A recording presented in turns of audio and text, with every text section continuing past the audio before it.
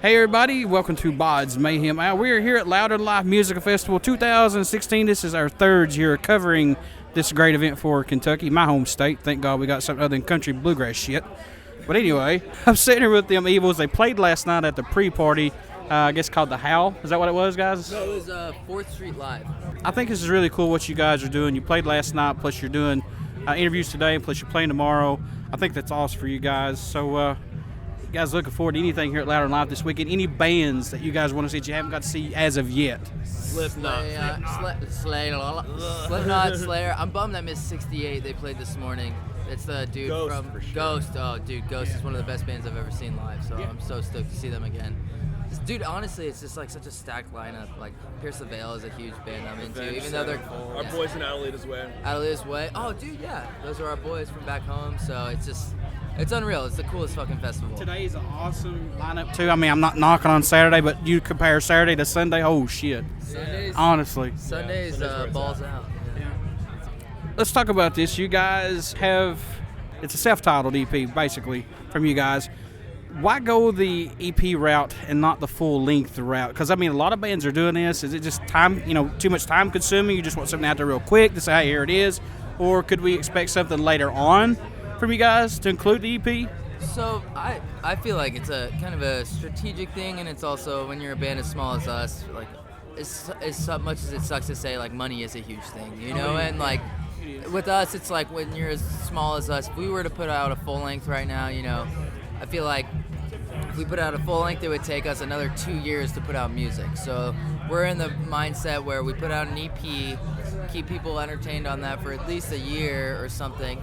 Then we go back into the studio, record another song. So instead of waiting 3 years for another full length, we have another set of songs to keep pushing out. And that's kind of our approach to it as of now. I mean, we'd love to do a full length. That's obviously something we would love to do, but for where we're at right now, just EPs is kind of the route to go. Yeah, and I want people to understand that, I'm talking to an actual band, ladies and gentlemen, and this is not, we just woke up and what a fucking brilliant song and now we're rock stars.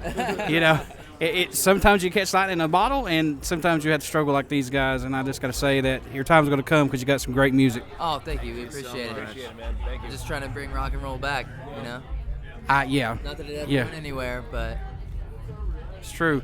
But a lot of bands, they want to push stuff out too quick, and you could tell it was pushed too quick, too.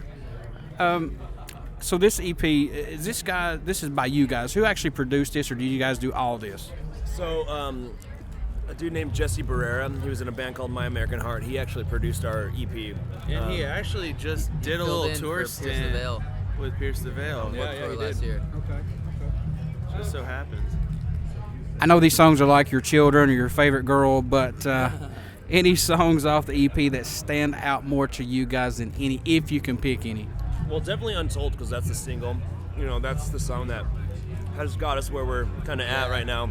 And that was the song, like, when we were writing these 4 songs, we had them all set out, and they were kind of like, these 3 songs are great. Then Untold, and I was like, dude, this one is this, like, as soon as Jordan wrote the riff, I was just like, this is our hit. This is going to be it. This is a great fucking song. And We met a guy last night, and he was like, dude, that song should be in, like, Sons of Anarchy, or should be on, like, commercials, bought us a whole Yeah. bunch of, he's like, I need to buy you guys he's like, who are you guys? We're like, them people's like, dude, your song Untold is amazing. I'm buying you guys a beer. And we're just like, sick. And the thing about that is Untold was kind of the song we were in question on whether it would make it or not. It was kind of a last minute song that came out, which I guess is kind of better. The best comes when you least expect it. Yeah, exactly. It's like when you guys are in the studio and you're like, I don't know, this song ain't gonna be worth a shit, and then all of a sudden everybody's like, that's awesome. Yeah, exactly. It's So funny how that works. yeah. So what can fans expect at a show from you guys once they get to see you live? Fun, partying. Better, passion, like, you can't. High if you- energy. I don't know, if you're bummed, come see us. You won't leave without a smile. So If you're having a shitty day, come hang out with us, and it'll be fine and dandy. I've had a shitty day, guys. I've had a shitty day. We're here now. Yeah. It's all better. It's all better. We actually have an acoustic set later on at the FYE tent around like 5 o'clock. So, hey, if you're not doing anything. I'll definitely come over and check it out, for sure. Oh, yeah. Anything that you guys are working on right now, any more touring? I know you guys are going to be touring, but anything else later on this year? Because this year's about ready over with. Anything for next year? Well, we have that Pretty Reckless tour that starts, 23rd in Vegas. Ends in December. And then after that, we're just going to go back into the studio. Do some more touring. How can folks stay in touch with you guys? Buy some merchandise for sure. Keep your tour dates up. How can they do that, guys? So themevils.com is basically we've got a merch store up there. We've got links to Apple Music, Spotify, all that fun stuff. We have links to our Instagram. Follow us on Instagram. We're pretty funny with that shit. So all that is just at themevils, but themevils.com is kind of a home base for all that. You know what's sad? I've been in tech support for 15 years, and I'm just now learning fucking Instagram shit. The hell with technology. Dude, it sucks. Like you can't just be musicians now. You have to be marketers too. So yeah, let's talk about that a little bit, because back in the day it was word of mouth, and everything was so secretive about the bands. Me. I'm 30. So I'll be 37 next weekend, and I remember going to IGA or one of the local stores and getting a hit parader just to see Guns N' Roses or Motley Crue back in the day, or Circus Magazine. I'm going, who the fuck are these people? Yeah. It scared you because you're like, oh God. Yeah. But it was cool, and nowadays it's just type your names in, there it is on the internet. Yeah.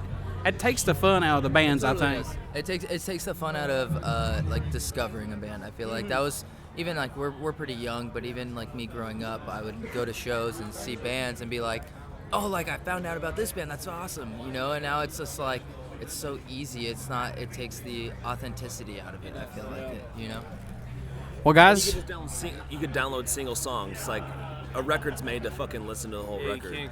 It's not about going into a store and buying a whole album and listening to it.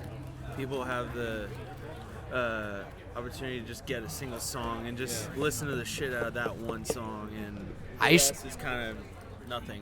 I used to go to the store and just look at the album art and say, well, who am I going to just pick out today and just get? Just because of the album art, that's it. Didn't know didn't give a shit who the band was. As long as it was in the metal or rock, get it and take it home, listen to it. I did the same thing. A few years ago, I went to a record store on Record Store Day, and one of my buddies told me to check out a band, and I had never listened to them. It was the band Graveyard, who unfortunately just broke up. But it was then my buddy's like, dude, you would love this band. And I went to a record store, saw they had their record, never heard one note that they played, and just bought it. I was like, oh, fuck it, I don't care. I'm going to check it out. And now it's one of my favorite modern rock and roll bands. So. Graveyard did just break up. They did 3 days ago. I've interviewed them, and I know the lead singer pretty well too. So they're Swedish, right? Or something like that? Dude, it's such a bummer, because they were killing it. I want to thank you guys for what you're doing. Keep doing what you're doing, and just don't stop. Don't take no for an answer, guys. Never. Thank you for having us. We appreciate it.